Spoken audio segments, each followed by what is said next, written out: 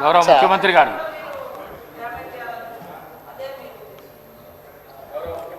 ఆదిలాబాద్ శాసనసభ్యులు పాయల్ శంకర్ గారిని అపోహల సంఘము అబద్ధాలు చెప్పి సభలో మాట్లాడిస్తున్నట్టుగా అనిపిస్తుంది అధ్యక్ష. ఏ అపోహల సంఘము ఏదో ఒక డాక్యుమెంటును సర్క్యులేషన్లో పెట్టిండ్రు.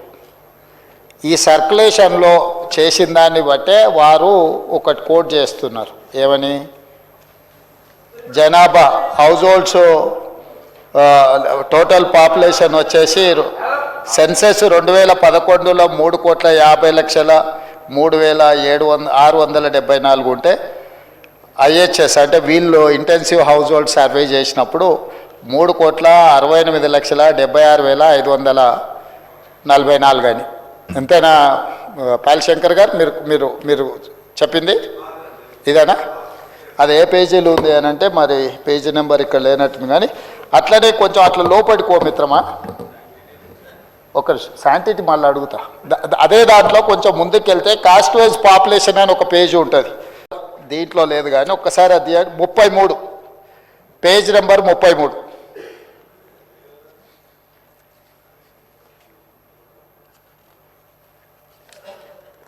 తీసినావా? పేజ్ నెంబర్ 33 ఒక్కసారి చదువు మిత్రమా. ఓసీలు ఎంత పర్సెంటేజ్ ఇచ్చిండ్రు?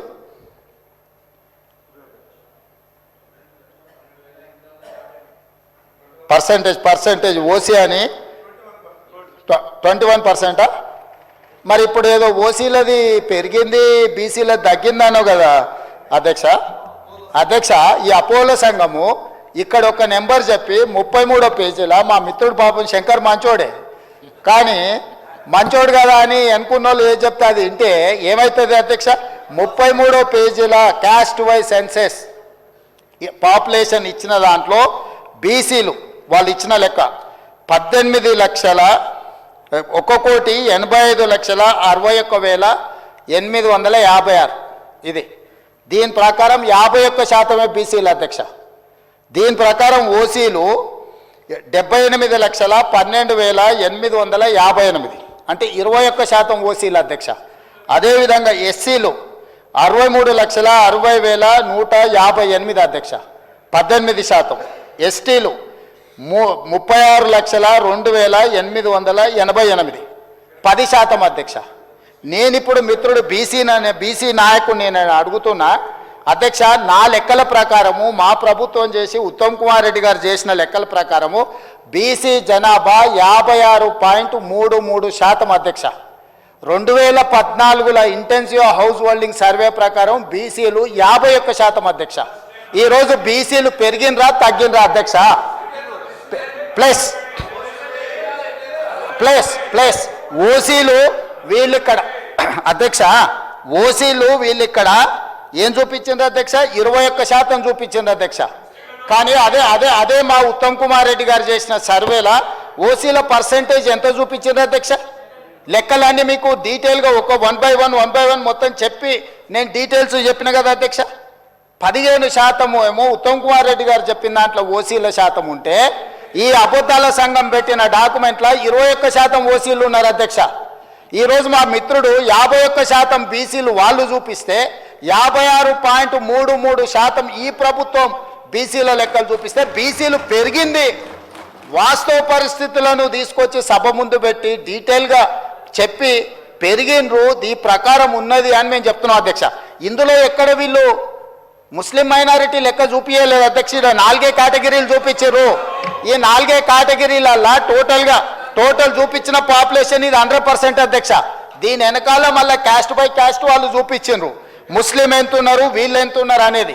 టోటల్ పాపులేషను 21%, 51%, 18%, 10% టోటల్గా లెక్కేస్తే ఇది 100% కాదా అధ్యక్ష?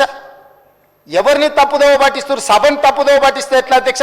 రెండవ పాయింట్, ఈ డాక్యుమెంట్కి 10 సంవత్సరాలు ఒకవేళ ఇది అఫీషియల్ డాక్యుమెంటా కాదా అక్కడ ఉన్న మంత్రివర్గంలో పనిచేసిన మంత్రులు చెప్పాలి. పెద్దలు శ్రీనివాస్ యాదవ్ గారు చెప్పినా నాకు అభ్యంతరం లేదు, లేకపోతే ఆ పక్కన హరీష్ రావు గారు, తారక రామారావు గారు ఇది అఫీషియల్ డాక్యుమెంట్ ప్రభుత్వ నివేదిక అని ఒకవేళ వాళ్ళు చెబితే దీని మీద చర్చ చేద్దాం అధ్యక్ష. ఒకవేళ ఇది అఫీషియల్ డాక్యుమెంట్ కాదు మాకేం సంబంధం లేదని వాళ్ళు చెప్పిండ్రంటే దీని ప్రస్తావనే తీసుకోవాల్సిన అవసరం లేదు అధ్యక్ష. కాబట్టి దయచేసి మిత్రుడు పాయల శంకర్ గారికి నా సూచన, ఈరోజు ఈ ప్రభుత్వం ప్రతి 150 కుటుంబాలకు ఈరోజు ఇంటింటికి తిరిగి ఒకవేళ 2 స్టిక్కర్లు వేసినా 1 స్టిక్కర్ వేసినా అంటే 2 సార్లు ముందు జాగ్రత్తగా ఎమ్మెల్యే గారు అని భయపడే ఉన్న 2 స్టిక్కర్లు అతికించిన అధ్యక్ష బాగా పనిచేసిందని అభినందిస్తాడేమని. ఈరోజు ఇందులో మేము ఏదైతే చెప్తున్నామో 100% మేము ఇది ఓన్ చేసుకుంటున్నాం అధ్యక్ష, మేము బాధ్యత తీసుకుంటున్నాం.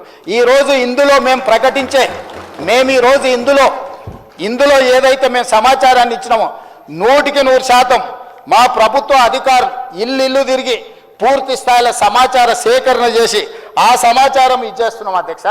అదేవిధంగా మిత్రుడు శ్రీనివాస్ యాదవ్ గారు కూడా మాట్లాడేటప్పుడు నేను విన్నా, సరేగా దాని మీద పెద్ద చర్చ చేయొద్దు అనుకున్నా, కానీ ఇంత ఎక్స్టెన్సివ్ సమగ్ర కుటుంబ సర్వే చేస్తే మేము చేసిన ఈ ఇల్లు తిరిగి చేసుకొచ్చిన సర్వేల అధ్యక్ష పాల్గొన్న వాళ్ళ గురించి పేర్లు చెప్తా అధ్యక్ష. ఈ సర్వే 50 రోజులు జరిగింది, ఒక్కరోజు కాదు, ఇండ్ల దగ్గర కూడా వెళ్ళారు. కల్వకుంట్ల చంద్రశేఖరరావు గారు ఎమ్మెల్యే గజ్వేల్, కల్వకుంట్ల తారక రామారావు గారు ఎమ్మెల్యే సిరిసిల్ల, తన్నీరు హరీష్ రావు గారు ఎమ్మెల్యే సిద్దిపేట, పద్మారావు గారు MLA Secunderabad, Palla Rajeshwar Reddy MLA Secunderabad, Pochampally Srinivas Reddy MLC మన అదొకటి. అదేవిధంగా అధ్యక్ష, అదేవిధంగా మా మిత్రుడు పాయల్ శంకర్ గారికి కూడా తెలవాలి, శ్రీమతి డికే అరుణ మహబూబ్ నగర్ ఎంపీ. అధ్యక్ష, వీళ్ళందరూ సర్వేలో పాల్గొనకుండా నేను అడిగిన కొంత మిత్రులను అందులో ఉన్న వాళ్ళని, ఏందా సారు ప్రధాన ప్రతిపక్ష నాయకుడు లేకపోతే వీళ్ళంతా మంత్రులు చేశారు, ఎందుకు సర్వేలో పాల్గొంటలేరంటే, అన్నా నువ్వు ఇచ్చిన సర్వేలో ఇంతకుముందే చెప్పకనే పెద్దలు శ్రీనివాస్ యాదవ్ గారు చెప్పారు ఒక మాట, మీరు ఇన్ని వివరాలు అడిగితే మా సార్ వాళ్ళు ఎట్లిస్తారని. 5వ పేజీలో ఏముంది అధ్యక్ష, మీ భూమి వివరాలు చెప్పండి అని అడిగినాం అధ్యక్ష. ఒక్క దెబ్బకే చంద్రశేఖరరావు గారు, తారక రామారావు గారు, హరీష్ రావు గారు వీళ్ళందరూ ఎవరు సమాచారం ఇవ్వలేరు అధ్యక్ష. ఇప్పుడు మేము ఏమడిగినాం అధ్యక్ష, దీంట్లో అందరూ 3,54,138 మంది సర్వేలో పాల్గొంటే ఇక్కడున్న ఎమ్మెల్యేలు మంత్రులు అందరూ వివరాలు ఇస్తే భూముల వివరాలు అడగంగానే సర్వేలో పాల్గొన్నారా అధ్యక్ష? సర్వేలో పాల్గొన్న వాళ్ళు వెనకాల నుంచి శంకర్ని పాడు చేస్తున్నారు అధ్యక్ష, అబద్ధాలు చెప్పి. శంకర్ మంచోడు అధ్యక్ష, నాకు తెలుసు పర్సనల్గా, కానీ ఆయనను కూడా ఖరాబ్ చేసి ఇంత ముఖ్యమైన ఇంత ఇంపార్టెంట్ మనం చర్చ చేస్తుంటే ఈ తప్పుడు నివేదికలు తీసుకొచ్చి ఈ లెక్కలు మాట్లాడుతున్నారు అధ్యక్ష. నేను ఒకటే మాట చెప్పదలుచుకున్నా, 1931 కాదు అంతకంటే ముందు 1941, 51, 61, 71, 81, 91, 2001, 2011 ప్రతి 10 సంవత్సరాలకు జనాభా లెక్కలు చేసింది అధ్యక్ష. 2014లో నరేంద్ర మోడీ గారు ప్రధానమంత్రి అయిన తర్వాత 2021 జనాభాని ఈ రోజు వరకు లెక్కిస్తలేరు అధ్యక్ష. ఎందుకంటే వాళ్ళకి జనాభా లెక్కించడం, బలహీన వర్గాలకు వాళ్ళ హక్కులు ఇవ్వడం భారతీయ జనతా పార్టీకి ఇష్టం లేదు అధ్యక్ష. ఎందుకంటే భారతీయ జనతా పార్టీ నిజంగానే ఈ దేశ ప్రధానమంత్రి నరేంద్ర మోడీ గారు బలహీన వర్గాలకు ఏదైనా సాయం చేయాలి అనుకుంటే 2021 జనాభా లెక్కలు ఈ రోజు వరకు 2025 సంవత్సరం జనవరిలో ఉన్నాం అధ్యక్ష. 21లో లెక్కించాల్సిన జనాభా స్వతంత్రం రాకంటే ముందు, స్వతంత్రం వచ్చినాక 70 సంవత్సరాలు కంటిన్యూస్గా జరిగిన జనాభా లెక్కలు నరేంద్ర మోడీ గారు ప్రధానమంత్రి అయిన తర్వాత ఎందుకు జనాభాను లెక్కించలేదు? ఎందుకు మా మిత్రులు భారతీయ జనతా పార్టీ వాళ్ళు ఈరోజు నరేంద్ర మోడీ గారు జనాభాను లెక్కించలేదు? దీనికి బాధ్యత ఎవరు? నరేంద్ర మోడీ గారిని జనాభా లెక్కించమని ఎందుకు అడుగుతలేరు? ఆ జనాభాను లెక్కించమని, లెక్కించే జనాభాలో కులగణన కూడా జరగాలి అని ఈరోజు రాహుల్ గాంధీ నేను ప్రధాన ప్రతిపక్ష నాయకుడిగా ప్రధానమంత్రిని డిమాండ్ చేశారు.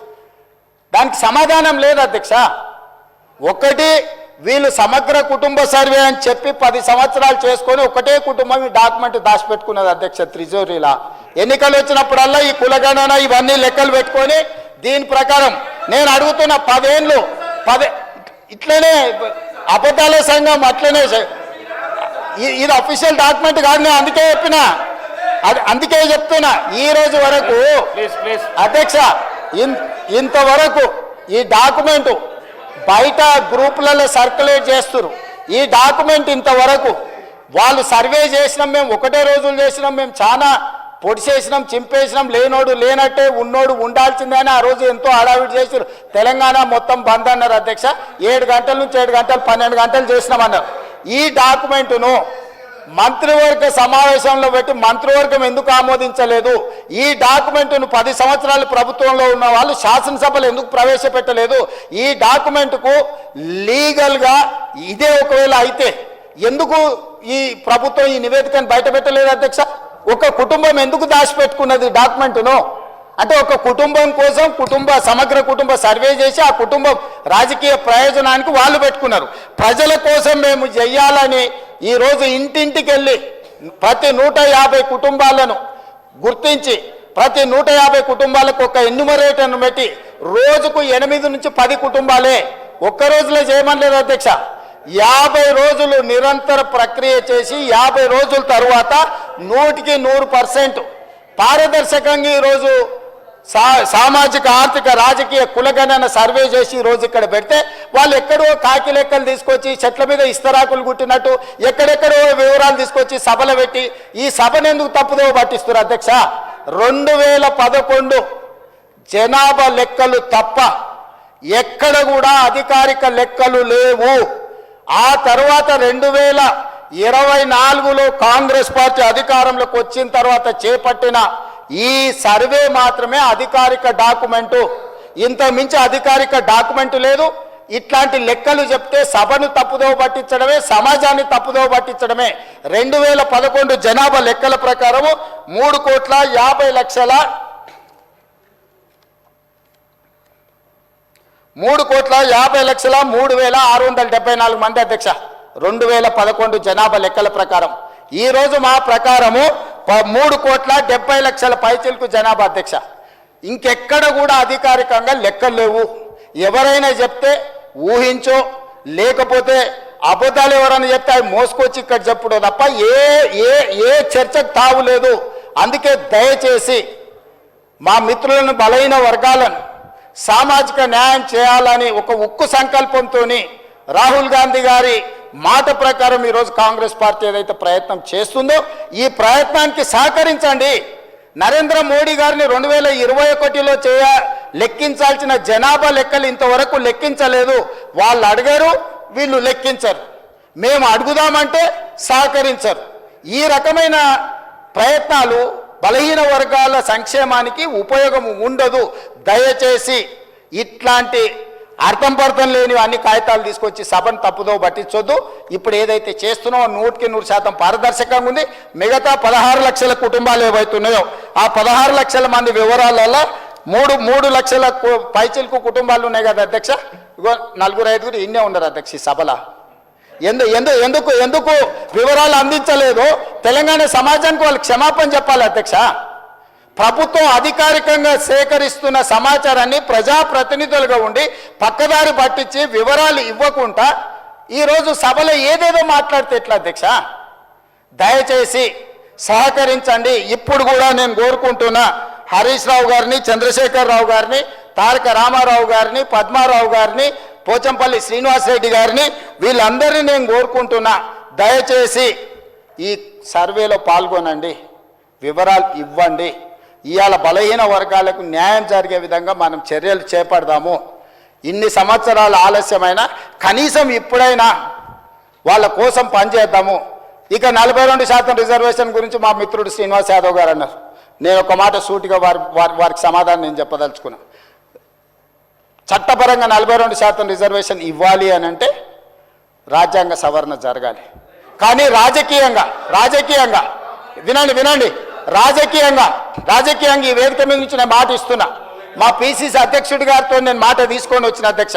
మా పిసిసి అధ్యక్షుడు మహేష్ కుమార్ గౌడ్ గారిని నేను అడిగిన, ఒకవేళ చట్టపరంగా 42% ఇవ్వడానికి అవకాశం లేకపోతే పార్టీ పరంగా రేపు జరగబోయే స్థానిక సంస్థలలో కాంగ్రెస్ పార్టీ 42% సీట్లు ఇస్తామని చెప్పినాం అధ్యక్ష. ఇవాళ మేము సిద్ధంగా ఉన్నాం, మీరు సిద్ధంగా ఉన్నారా?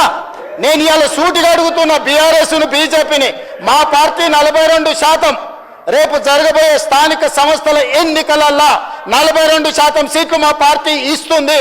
ఇది మా కమిట్మెంట్.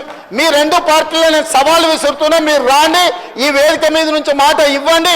42% ఇద్దాం. చట్టాన్ని సవరించే చట్టంలో ప్రొవిజన్ వచ్చినప్పుడు చట్ట ప్రకారం ఇద్దాం. ఈ రోజు రాజకీయంగా నైతికంగా మనం కట్టుబడి ఉండి 42% బలహీన వర్గాలకు సీట్లు ఇద్దాం. మీకు చిత్తశుద్ధి ఉంటే ముందుకు రాండి అని చెప్పి నేను వారికి సూచన చేస్తున్నా అధ్యక్ష.